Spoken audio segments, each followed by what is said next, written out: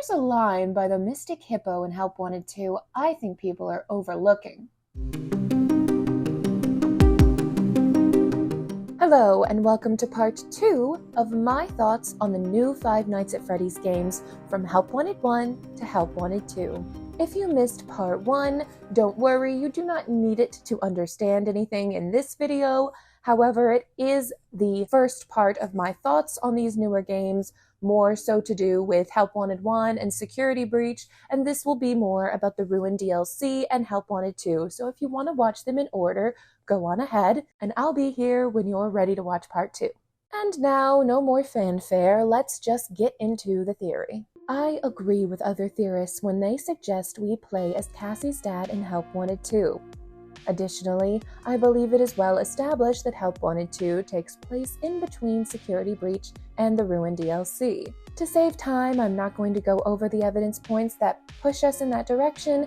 However, I will recommend some videos in the description if you need more information about those points. We see that the Cassie we play as in Help Wanted 2 has not physically changed much from the Cassie in the cardboard cutout memories we see throughout the game, suggesting not too much time has passed, otherwise she would look younger in her memories or older in Help Wanted 2. However, the dilapidated state of the Pizzaplex shows that enough time must have passed to allow for the partial demolition of the building and all of the new graffiti found on the walls. My belief based on that evidence is that it has been no more than 1 or 2 years in between Security Breach and Ruin. So what all do we believe happens? Do the events of Help Wanted 2 take us through the entire span of time between Security Breach and the Ruin DLC? I personally don't think so.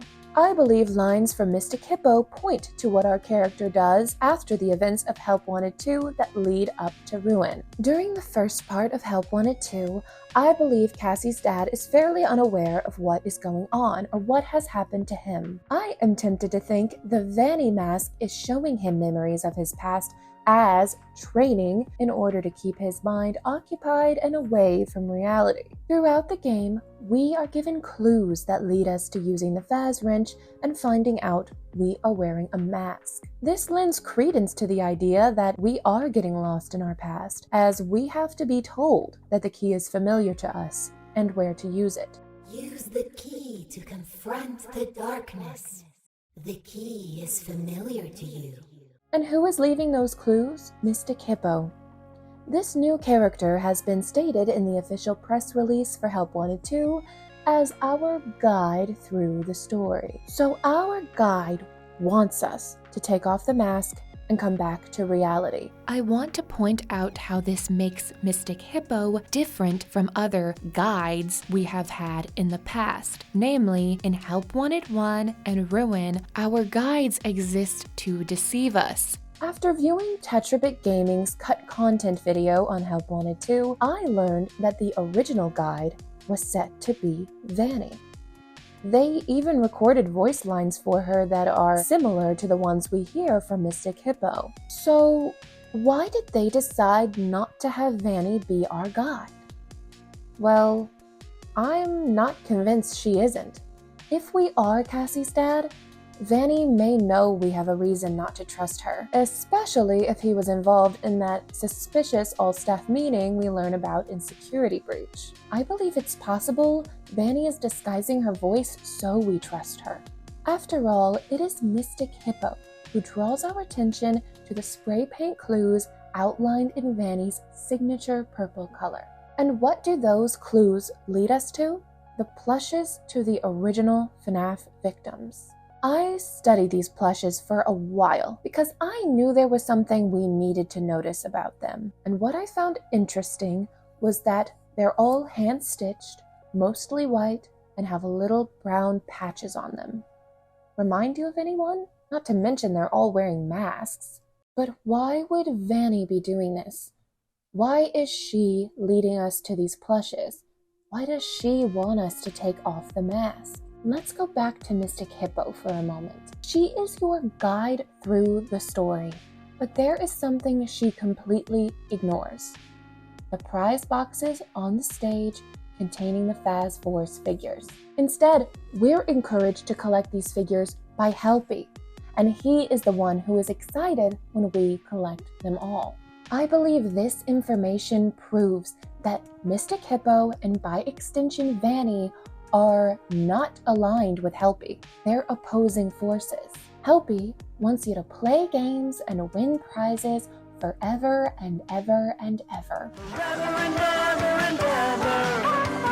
Vanny wants you to take off your mask and acknowledge the world around you. She pushes you to follow the clues that lead to the Princess Quest game. But what does she want?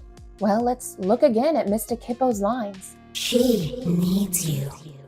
She needs you. While the information I've given could lead you to think she is Vanny, consider that it's Vanny who is talking.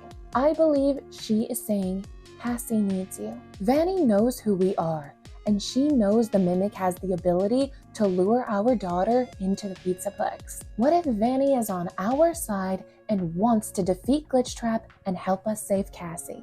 I believe that by playing Princess Quest, we have slowly been helping Vanny get free, and she's close to being able to fully break away from Glitchtrap's control. John from the channel FNAF has also theorized that Cassie's dad may have been the employee who was meddling with the Princess Quest arcade machines in an attempt to rescue the princess. This could be why Vanny is specifically reaching out to Cassie's dad for help. But I'm going to leave it at that and let his theory speak for itself. Vanny is now able to help us understand that Cassie is in danger. And maybe we already know, but our ability to do anything has been hindered by Helpy keeping us under his control. Now, I'm pretty convinced Cassie's dad is dead. Vanny may even be responsible. When we play Princess Quest and the princess approaches us, we see ourselves as a blue figure, and I believe that means we could only be able to interact with digital objects or objects within the AR system. At the very least, I believe this could be pointing to us being more integrated in the system rather than a physical being in the Pizzaplex.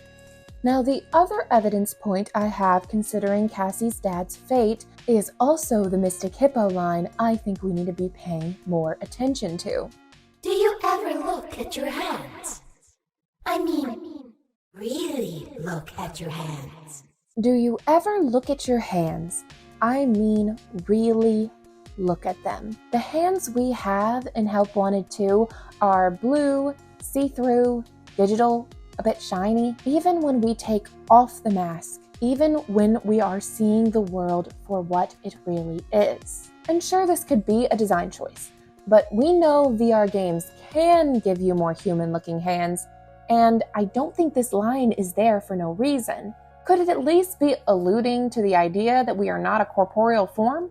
Regardless of whether you think Cassie's dad is dead or alive during the events of Help Wanted 2, I still do not think Steel Wool threw in this line about our hands for no reason. So I started thinking a lot about these hands. Have we ever seen these hands before? Not just in VR, but on a character we know. Who else has hands like these? MXES. I know, but hear me out. When I first thought of MXES, I said to myself, no, his hands are pointy and long. But when I looked at the model, I was shocked. Not only are the hands more humanoid, there's something else significant about them. They're cut off at the wrist, just like our VR hands. Now, I know this is typical for VR, but it is a specific design choice for MXES. The original design for MXES has its full arms intact, but in the final version, the digital rabbit has a blue humanoid hands that are cut off at the wrist. And think about it. People have already theorized that Cassie's dad could have created the MXES program. It manifests itself as a blue rabbit with electricity running along its arms, and Cassie's dad loves Bonnie and is a Fazbear technician who works with electricity. Is it really that much of a stretch to consider he is MXES? The ending of Help Wanted 2 suggests to me that we have completely released Vanny from Glitchtrap and have made some kind of deal. Based on the line by the king, it is a fair trade. I believe the deal is us choosing to become MXES and work with Vanny to arm the Pizzaplex against the Mimic/Helpy's attempts to lure people into the basement to free the Mimic. With the time available in between Security Breach and Ruin, Vanny could have easily worked with Cassie's dad to set up the security nodes and program the animatronics to respond to MXES. Assuming Gregory was also freed from Glitchtrap's control, he could have been a part of that effort. Unfortunately, it seems Cassie's concern for Gregory keeps her from seeing all of the warnings placed in front of her, and she falls right into the mimic's trap, releasing him. Of course, the question still stands of where Vanessa and Gregory are now, and what keeps them from being able to warn Cassie to stop going deeper into the Pizzaplex. But I find this to be an appropriately tragic ending to the story as it stands now. In many ways, it mirrors the stories we have pieced together throughout the FNAF series. People making mistakes and then trying their best to right those wrongs, only for another mistake to keep the curse of Dreadbear always coming back. While, of course, I hope for Cassie and Roxy to emerge triumphant against the Mimic, for now, I just want to say how much I appreciate Steel Wool for having such a great grasp on what FNAF is and what the fans are looking for from the franchise.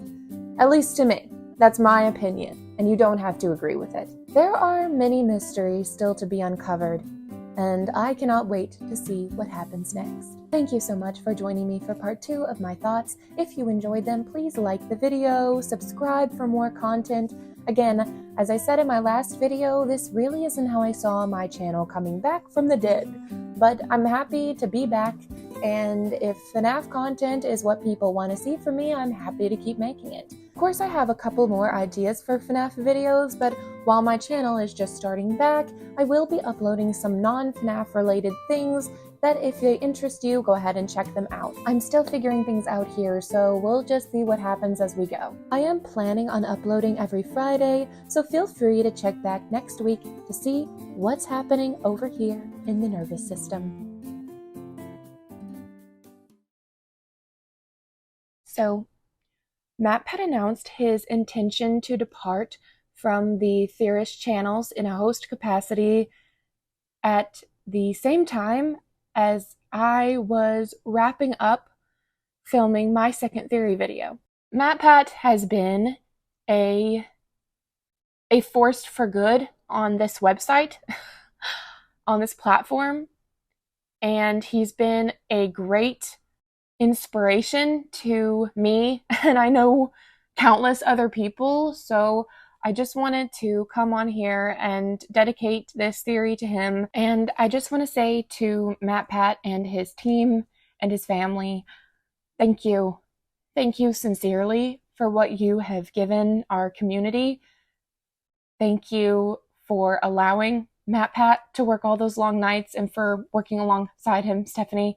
And thank you to Team Theorist for being there and for continuing on the channels. And thank you for continuing on the channels and allowing MatPat to take a well-deserved step back. MatPat, we are gonna miss you, but I hope what you feel right now is an overwhelming sense of understanding, empathy, and compassion from your audience, because you fostered a lot of that in them, in us. Whether you're here or not, we get to carry that with us. So, thank you. There is really no other way to wrap this up. So, if you are still here, remember, that's just a theory, a game theory. Thanks for watching.